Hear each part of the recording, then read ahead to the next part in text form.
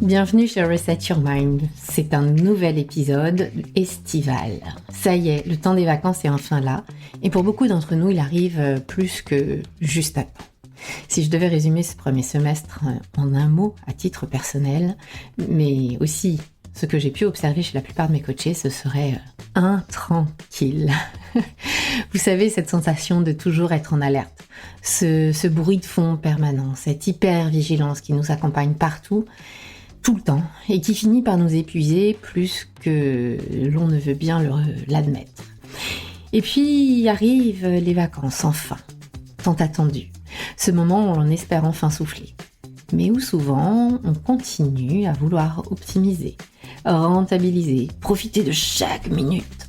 Comme si ralentir, chiller ou être simplement là, à profiter, était devenu un luxe avec une énorme arrière-pointe de culpabilité.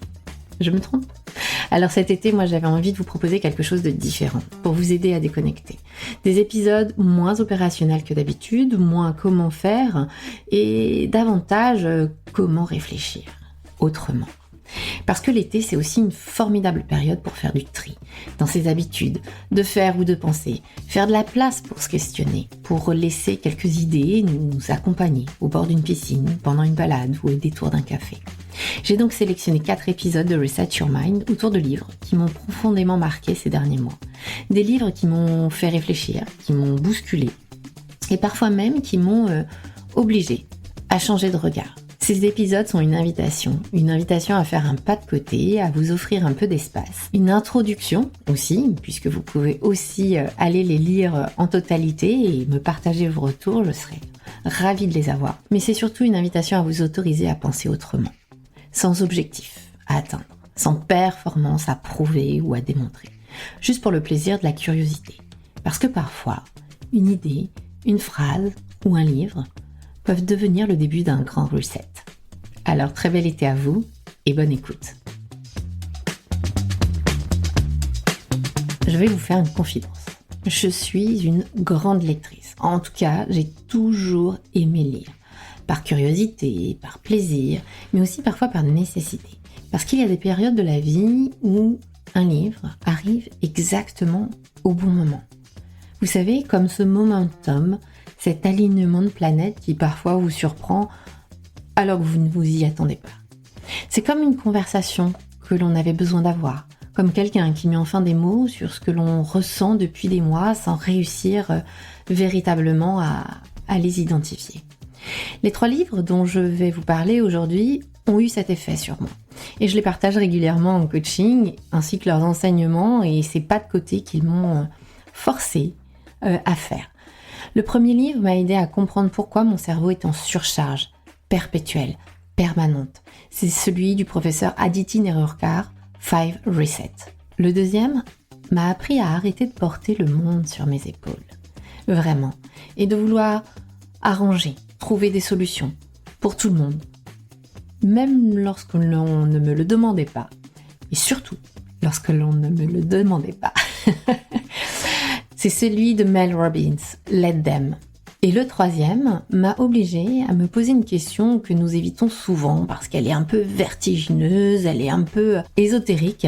Pourquoi est-ce que je cours autant ? C'est le livre de Sébastien Boller, Où est le sens ? Je ne vous propose pas un résumé de lecture, c'est pas une fiche de lecture que vous allez écouter juste après. Mais je vous propose 3 déclics, 3 prises de conscience, 3 invitations à ralentir, à reprendre votre souffle et peut-être à regarder votre vie un peu différemment, justement, avec un autre prisme, une autre paire de lunettes sur les yeux.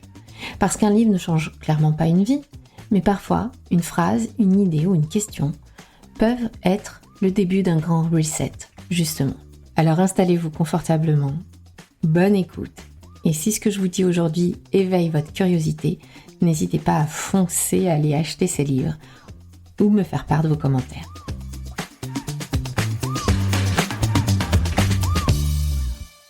Commençons donc par The 5 Resets d'Aditi Nerurkar. Si vous me suivez sur Instagram, ce livre ne vous est pas totalement inconnu normalement. J'en ai parlé cet été. Et pour cause, je l'ai lu 2 fois. 2 fois de suite. Pas par obsession, mais par nécessité.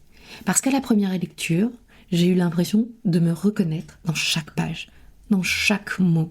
Et surtout, que mon cerveau avait besoin d'un second passage pour vraiment intégrer ce que mon mental refusait d'admettre au premier abord. J'étais en surcharge cognitive chronique. Et j'étais en surcharge cognitive chronique depuis des années. Et je n'arrivais pas à mettre ces mots dessus. Donc ce livre, ça a été à la fois une révélation douce, parce que l'écriture est vraiment très fluide et très accompagnante, et frontale, parce que j'ai pris une sacrée claque. Ce livre, c'est un miroir de ce que le stress fait à notre cerveau. Des mécanismes en œuvre, encouragés par notre société occidentale, moderne, et surtout ces réflexes animaux qui sont historiquement ancrés en nous, pour nous protéger en tant qu'espèce humaine. Donc mélangez les deux et vous obtenez vraiment un cercle vicieux, une roue de hamster dans laquelle vous êtes piégé. Et ça a été le premier message. Inutile de culpabiliser plus que nécessaire.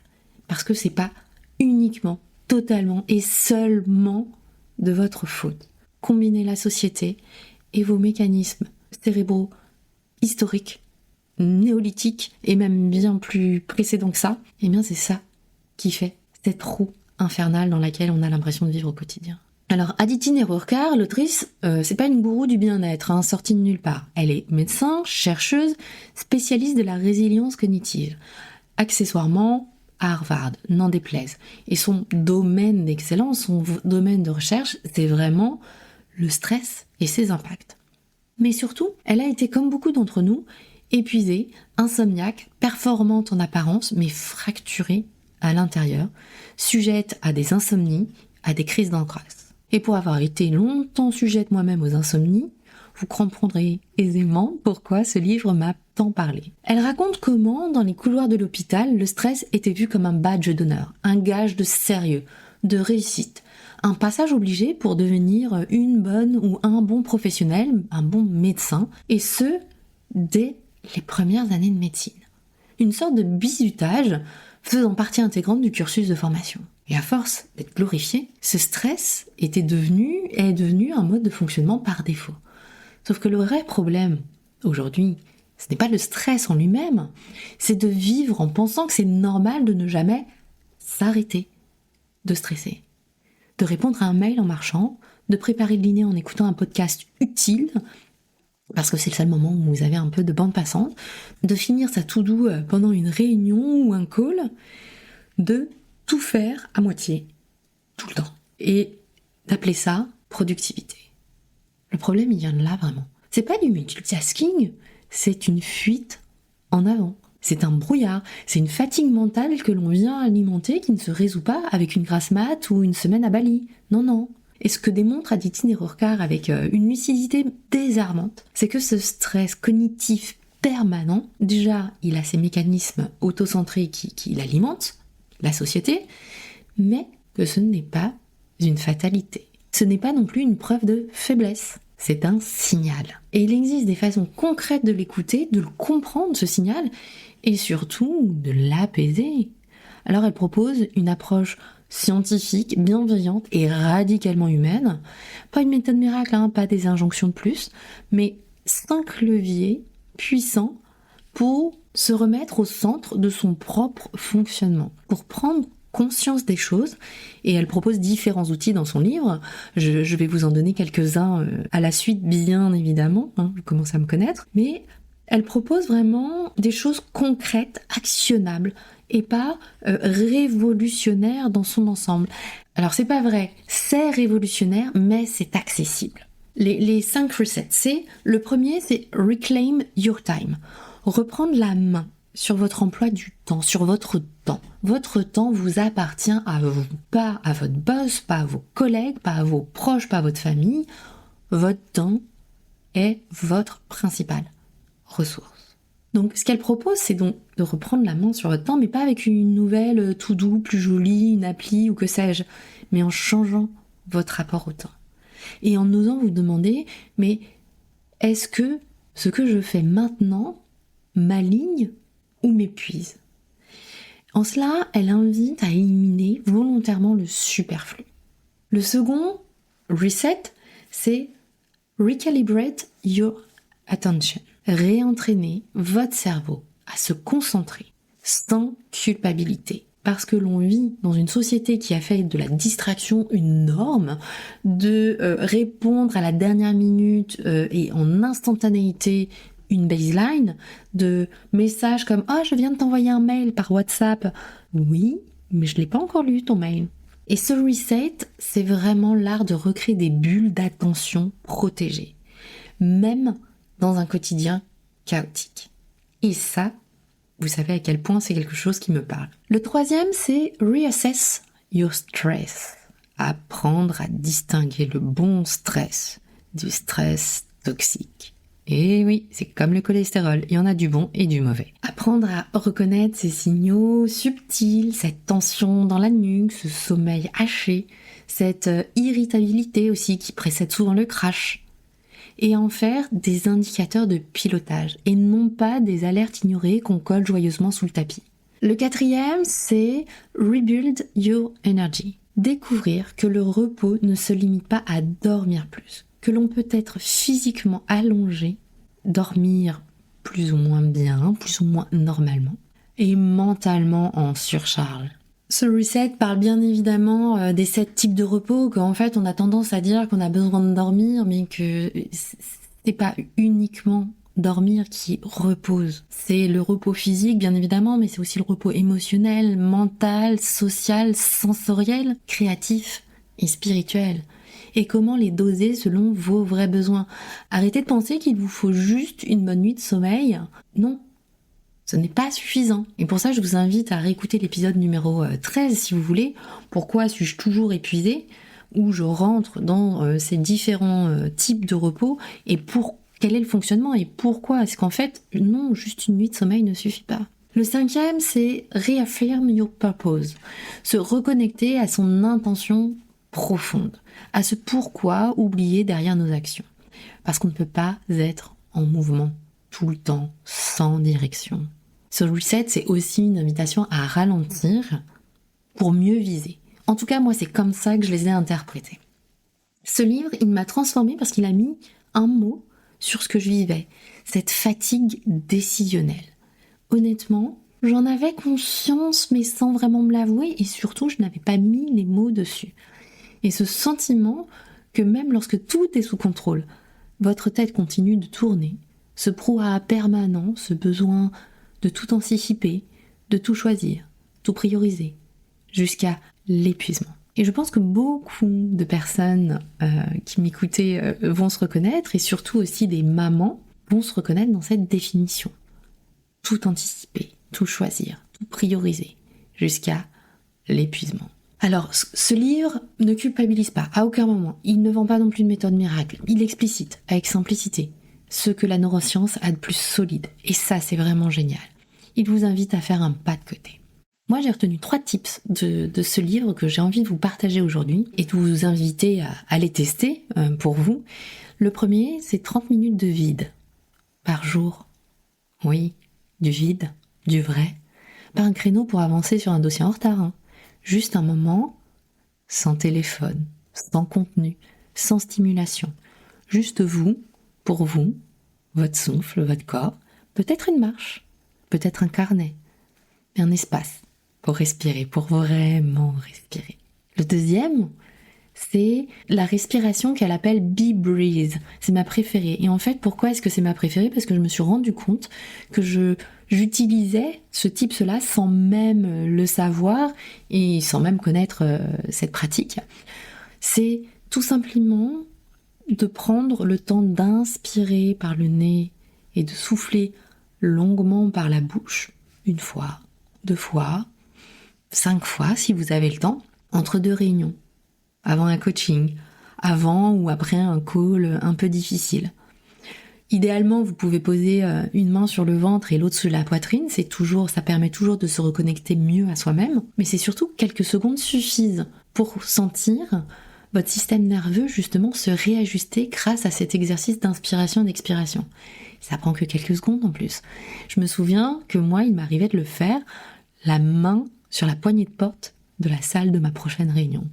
Et je vous promets que même juste 2 ou 3 inspirations, ça fonctionne. Le troisième tips que j'ai envie de vous partager ici et que je trouve assez intéressant et challengeant, c'est de choisir une source de bruit mental, celle qui vous perturbe le plus, et de l'éliminer pendant 7 jours. Pas pour toujours, juste pour observer. Juste pour observer ce qui se passe en vous. Est-ce que ce sont les notifications WhatsApp ? Est-ce que c'est du LinkedIn au réveil ? Ou de l'Insta au réveil encore dans le lit pour sortir du lit ? Est-ce que c'est la réunion du lundi qui sert surtout à se rassurer collectivement mais qui ne produit absolument rien ? Choisissez-en une, supprimez-la, observez et ressentez ce qui se passe quand vous enlevez cette habitude. Alors bien évidemment, si vous testez, partagez-moi vos ressentis, partagez-moi vos retours. Je suis très curieuse de voir ce que ça vous apporte et ce que ça fait réagir en vous. Ce que j'ai adoré dans ce livre, c'est qu'il redonne du pouvoir sans jamais culpabiliser. Il remet de la clarté là où il y a du flou. Et surtout, il ne vous demande pas de changer du jour au lendemain, mais une habitude après l'autre. Il vous invite à vous recentrer, à éliminer le superflu, à ressentir à nouveau ce que vous faites plutôt que de simplement dérouler votre journée, de subir votre journée. Alors c'est vrai que ce livre il est en anglais, je ne l'ai pas trouvé en français, mais honnêtement il est très accessible, il est limpide, avec cette clarté rare je trouve des anglo-saxons, des anglo-saxonnes, quand il s'agit d'expliquer des choses complexes simplement. Pas besoin d'un dictionnaire, juste l'envie de ralentir, de comprendre, de réapprendre à penser à soi, sans culpabilité. Le deuxième livre, c'est donc Let Them de Mel Robbins. Ce livre-là, je l'ai lu en début d'année et je crois qu'il m'a traversé comme rarement un livre m'a traversé. Alors j'adorais déjà les podcasts de Mel Robbins que je trouve un petit peu longs pour moi, mais vraiment très riche avec un super contenu. J'adore sa voix, son ton un peu cash, sa capacité à dire tout haut ce que beaucoup n'osent même pas penser et à débattre avec ses invités de concepts complexes et de les rendre très accessibles. Mais là, avec Let Them, elle va encore plus loin. Elle parle de cette liberté intérieure. Pas la version feel good, Elle vient challenger notre conception des relations aux autres. Elle redéfinit une liberté lucide qui passe par un renoncement actif. C'est le truc qui semble un peu paradoxal, mais vraiment, renoncer à vouloir changer les autres. Renoncer à se charger de ce qui ne nous appartient pas. Renoncer à ce faux pouvoir que l'on croit avoir sur leur comportement, leur choix, leur rythme. Renoncer à vouloir rendre tout le monde heureux alors que soi-même on ne l'est pas. Parce que le vrai pain point dans tout ça, c'est cette énergie folle que l'on déploie à vouloir que tout se passe comme il faut, à vouloir que les autres soient plus comme ceci, moins comme cela, qu'ils fassent ce qu'ils devraient faire selon nous, selon notre définition à nous. Et derrière, bien souvent, il y a la peur qu'ils nous déçoivent, la peur que ça dérape, la peur que nous-mêmes ne soyons pas aimés si on ne fait pas le tampon, si on ne compense pas, si on ne contrôle pas. Alors on anticipe, on arrondit les angles, on se suradapte perpétuellement, on projette, on surinterprète, on suranalyse et on s'épuise. Et surtout, on se contraint à ne plus être dans la spontanéité, mais à tout anticiper, tout adapter aux autres et à ce que les autres peuvent potentiellement penser de nos actions. Et du coup, on se minimise soi-même. On s'interdit de faire, de dire ce que l'on a vraiment envie, puisque nous-mêmes projetons du jugement sur les autres. Ce que Mel Robbins propose, c'est assez radical dans notre monde de bienséance et de politesse. Let them be who they are. Let them go, let them stay, let them talk, let them judge. It's not about you. Laissez-les être qui ils sont. Laissez-les partir s'ils veulent partir. Laissez-les rester s'ils veulent rester. Laissez-les parler, laissez-les juger. Ce n'est pas à propos de vous. Let them. Deux mots comme un mantra. 2 mots qui, mis bout à bout, desserrent un étau que l'on traîne parfois depuis l'enfance. Parce qu'en laissant l'autre être ce qu'il est, une vérité essentielle est alors accessible derrière. Let me. Laissez-moi aussi respirer. Laissez-moi être qui j'ai envie d'être. Laissez-moi, moi aussi, décider de ce que je veux faire, de ce que je veux dire, de ce que je veux réaliser. Ce que ce livre a changé pour moi, c'est vraiment ce retournement intérieur, cette prise de conscience que je passais une énergie considérable à vouloir que tout tienne, tout marche, tout suive une trajectoire parfaite pour ma famille, pour mes équipes, pour mon business. Ce que j'ai compris, c'est que vouloir que tout le monde rentre dans mon cadre, c'était tout sauf de l'amour, c'était tout sauf de la bienveillance, c'était tout sauf de la performance. C'était du contrôle pour me rassurer, moi. Et que le lâcher-prise véritable, c'est pas l'abandon. Au contraire, c'est un acte de confiance et c'est libérateur. Alors ce que je vous invite à tester, pareil, issu du livre de Mel Robbins, c'est pendant une semaine, repérer une personne ou une situation où vous tentez de contrôler. Ça peut être petit, hein. Vouloir que votre conjointe réagisse mieux à votre fatigue. Ou peut-être un peu plus gros. Espérer que votre boss vous accorde enfin la reconnaissance que vous méritez. Et chaque fois que l'envie vous prend de forcer, de corriger ou de justifier, respirez et dites-vous « let them ». Mais vraiment, pensez à moi dans vos oreilles en cet instant et dites-vous « let them ». Observez ce que ça déclenche en vous. Deuxième test pratique que vous pouvez essayer si vous avez envie, c'est faites l'inventaire mental ou écrivez-le de tout ce que vous portez. Déjà, tout ce que vous portez, tout ce que vous faites. Faites la liste de tout ce que vous portez au quotidien, les attentes, les émotions, les résolutions, les responsabilités. Écrivez tout ça quelque part sur un petit bout de papier. Puis observez-les et demandez-vous si ces choses que vous portez sont vraiment de votre ressort, de votre responsabilité, de votre charge ou pas. Et est-ce que vous ne le feriez pas aussi pour vous rendre indispensable, afin d'éviter d'autres sujets peut-être, d'autres questions un peu plus dérangeantes. Puis toutes ces choses qui ne sont pas de vous, qui ne sont pas de votre sort, qui ne sont pas de votre responsabilité, rendez-les. Rendez-les avec amour, rendez-les pas dans le rejet, mais dans la clarté. Ce n'est pas à moi de porter ça. Ce n'est pas à moi de porter le bonheur de mes parents. Ce n'est pas à moi de porter la responsabilité de telle chose au bureau. Ce livre, il ne vous apprendra pas à fuir, contrairement à ce que certains ou certaines pourraient dire ou penser. Il va vous apprendre vraiment à choisir vos batailles et à retrouver cette zone de puissance entre tout subir et tout contrôler. À retrouver cette zone où vous êtes libre, où vous êtes en capacité d'être qui vous êtes vraiment intérieurement. Enfin, le troisième livre que j'avais envie de partager avec vous dans cette première édition, c'est celui de Sébastien Boller, Où est le sens ? Sébastien Boller a aussi écrit d'autres livres, dont Le Bug Humain et Human Psycho. Le dernier, je ne l'ai pas encore lu, Le Bug Humain est aussi très intéressant. Mais Où est le sens a vraiment été un choc pour moi. C'est un de ces livres que l'on lit en apnée, qui vous serre le ventre, mais qui vous ouvre les yeux. Sébastien Boller, si vous le connaissez pas, c'est à la fois un neurobiologiste et un journaliste. Il écrit avec une espèce de clarté très froide des scientifiques, mais il pense aussi avec une conscience aiguë du monde dans lequel nous vivons, je trouve. Et ce qu'il nous dit, c'est simple, terriblement simple même, je dirais. Il nous dit en essence que nous courons vers notre propre perte. Et nous y courons en ligne droite, le sourire aux lèvres. Alors oui, ce livre-là, mieux vaut le lire lorsqu'on est dans une période faste. Si vous n'avez pas trop le moral en ce moment, c'est pas le meilleur moment, attendez un peu. Mais ce livre est vraiment game changer. Alors, le point de départ du livre, c'est notre striatum. Alors, je sais que Albert Aboukir est pas tout à fait à l'aise avec ça, il controverse un petit peu, mais bon, moi je suis pas neurobiologiste, je vous parle vraiment des ressentis et de ce que ça m'a apporté comme éclairage. Le striatum, c'est une toute petite zone dans notre cerveau qui pilote une grande partie de nos comportements. Et c'est elle qui nous pousse, entre autres, à chercher ces récompenses immédiates. Vous savez, plus d'argent, plus de likes, plus de pouvoir, d'avoir le dernier mot, plus de confort, plus de vitesse. Tout, plus vite, tout de suite. Et je pense qu'en vous disant ça, ça vous fait écho. Ce que Boller démontre, c'est que notre monde est littéralement structuré pour alimenter cette zone-là. D'accord ? Pas d'accord ? Qu'est-ce que vous en pensez ?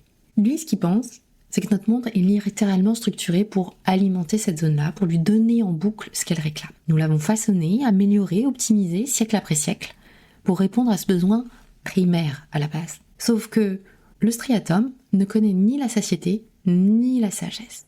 Donc, il veut plus, tout le temps.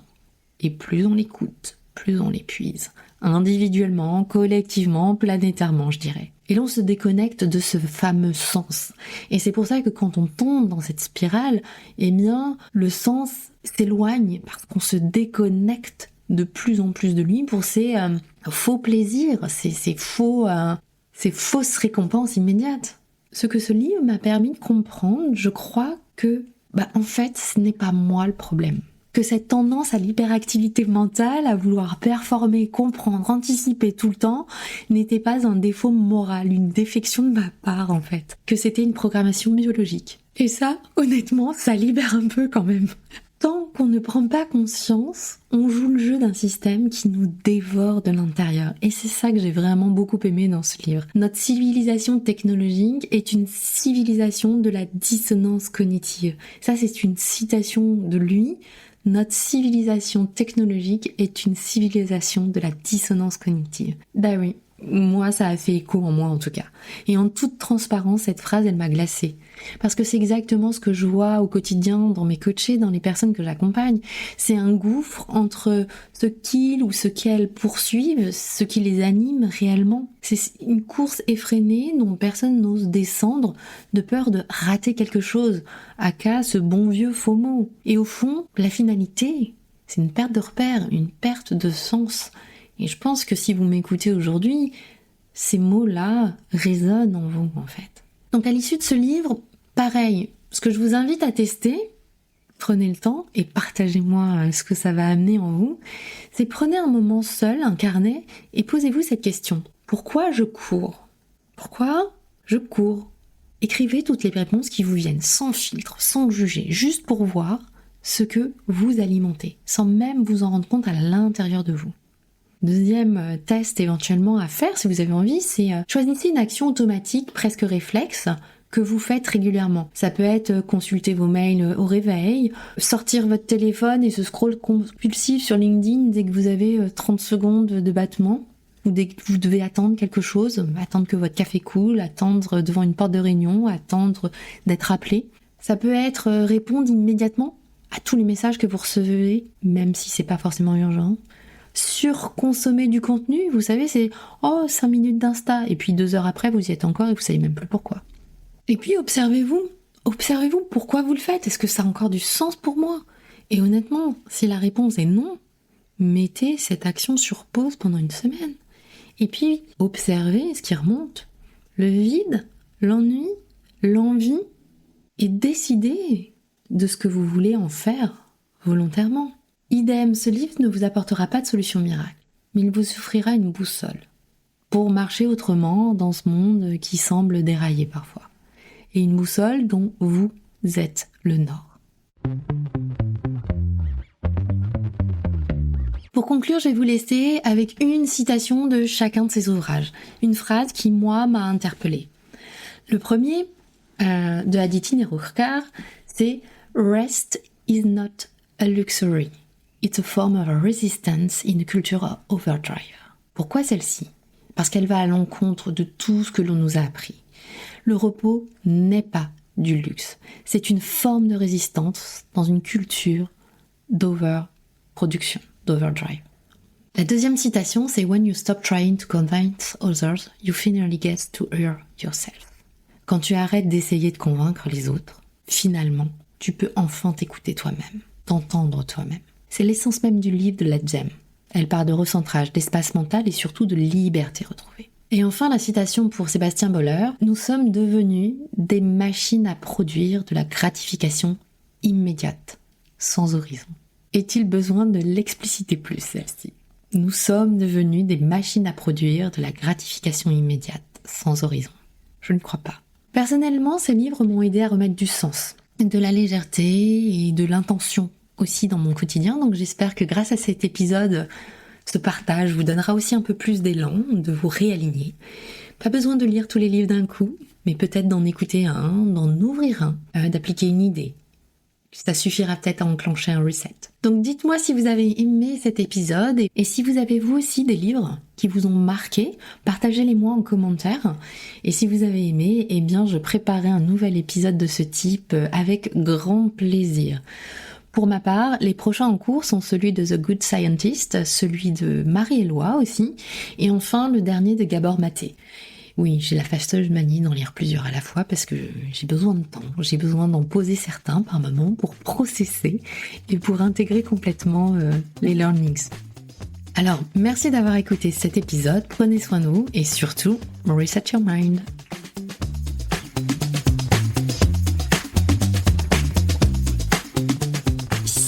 Alors, est-ce que cet épisode a résonné pour vous aujourd'hui?